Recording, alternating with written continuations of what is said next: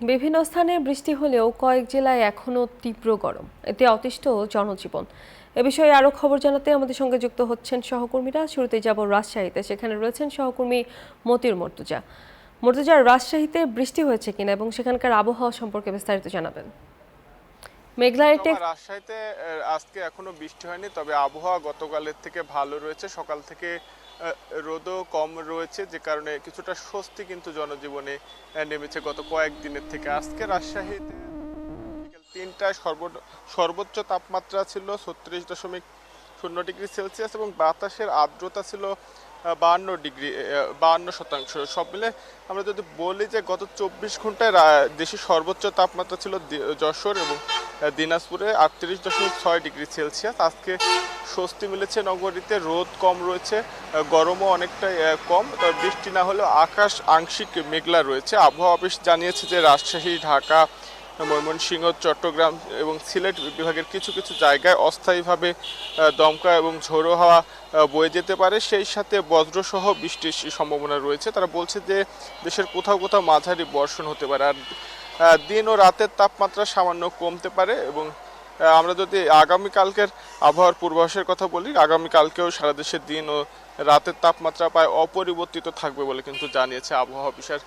রাজশাহীতে জনজীবনে বেশ কয়েকদিন ধরে তীব্র ভোগান্তি সৃষ্টি হয়েছিল তীব্র গরমের ফলে। আজকে স্বস্তি নেমেছে, তো তারপরেও কিন্তু বিশেষজ্ঞ যারা চিকিৎসক রয়েছেন তারা সতর্ক থাকার পরামর্শ দিচ্ছেন। বিশেষ করে যারা বাইরে কাজ করে, শ্রমজীবী মানুষ রয়েছেন, তারা যেন বাইরে বের হলে কিছুক্ষণ পর পর পানি পান করেন, সেই সাথে ছায়াযুক্ত স্থানে যেন বিশ্রাম নেন, সেই পরামর্শ কিন্তু দিয়েছেন। আর একই সাথে যারা শিশু এবং বৃদ্ধ রয়েছেন তাদের বিষয়ে বাড়তি সতর্ক থাকার পরামর্শ দিয়েছেন। তো এই ছিল রাজশাহী থেকে সর্বশেষ। দিনাজপুর থেকে আরও খবর জানাতে যুক্ত হচ্ছেন সহকর্মী পলাশ। জানাবেন দিনাজপুরের আবহাওয়া কেমন দেখছেন, সাধারণ আসলে কতটা ভোগান্তিতে রয়েছে?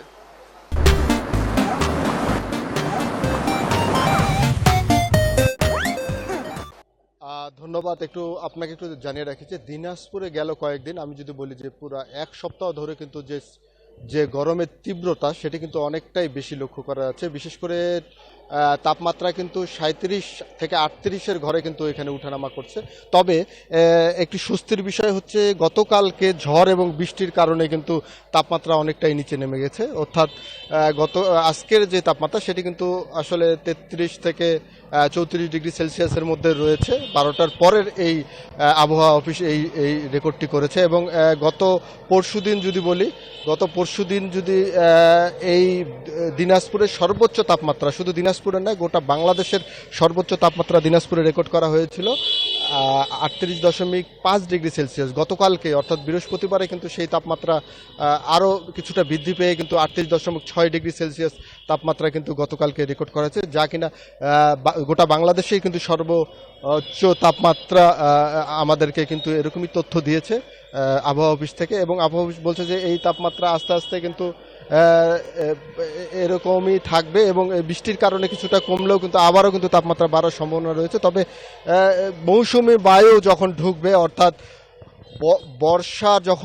বর্ষা মৌসুম চলে আসবে, তখন কিন্তু তাপমাত্রা কিছুটা কমে যাবে এবং তখন কিছুটা স্বস্তি কিন্তু মানুষের মধ্যে বিরাজ করবে। এবং পাশাপাশি আপনাকে একটু জানিয়ে রাখি যে দিনাজপুরেও কিন্তু বৃষ্টিপাত হয়েছে, আজকেও বৃষ্টিপাতের সম্ভাবনা আছে, এরকমটাই তথ্য কিন্তু আবহাওয়া অফিস থেকে দিচ্ছেন। তো বৃষ্টি হলেই আসলে জনজীবনের যে স্বস্তি সেটি কিন্তু অনেকটাই ফিরে আসে। তো দিনাজপুর থেকে এই ছিল আমার কাছে সর্বশেষ। এখন চলে যাব নীলফামারীতে, সেখানে রয়েছেন সহকর্মী রশিদ জানাবেন সেখানকার পরিস্থিতি। রশিদ, একটু বলবেন সেখানে কিরকম রয়েছে তাপমাত্রা? ধন্যবাদ পলাশ, আপনি যেমনটি জানিয়েছিলেন আমি আছি নীলফামারীর সদরের পিটিআই মোড়ে। আমি যদি আপনাকে দেখাই, আপনি দেখতে পাচ্ছেন যে গত কয়েকদিন ধরে যে আকাশে বৃষ্টি নামতে ছিল না, প্রচণ্ড গরম এবং ভ্যাপসা, এবং গতকালকে আকাশ মেঘাচ্ছন্ন ছিল, পাশাপাশি একটু বাতাস ছিল। তারপরে স্বস্তির বৃষ্টি যদি নামতো হয়তো বা জেলাবাসীর কিছুটা উপকৃত হইতো। তবে বৃষ্টি না হওয়ার কারণে প্রচণ্ড গরমেই যে সাধারণ খেটে খাওয়া মানুষ তারা ঘর থেকে বের হতে পারছে না প্রয়োজন ছাড়া। তবে আজকের যে তাপমাত্রা ছিল সেটি আমরা আবহাওয়া অফিস থেকে জানতে পেরেছি প্রায় 37 ডিগ্রি সেলসিয়াস ছিল আজকে তাপমাত্রা। কিছুক্ষণ আগে হচ্ছে যে একটু মানে হচ্ছে আকাশ মেঘাচ্ছন্ন এবং তারপরে একটু হালকা হালকা বাতাস হওয়ার কারণে কিছু মানুষ প্রয়োজনে বের হয়েছে। তাছাড়া যে আপনার যে আবহাওয়া অফিস সূত্রে জানতে পেরেছি, যদিও আবহাওয়া হচ্ছে আরও 1 দিন পরে বৃষ্টি নামবে, তবে হচ্ছে গতকালকে এই নীলফামারীর